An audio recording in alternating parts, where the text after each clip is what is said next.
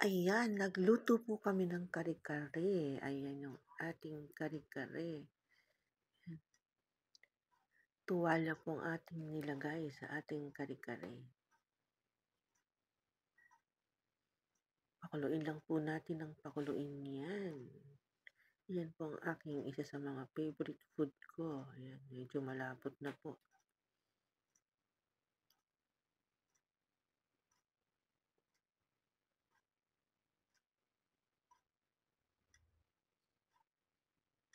Mekos-mekos lang.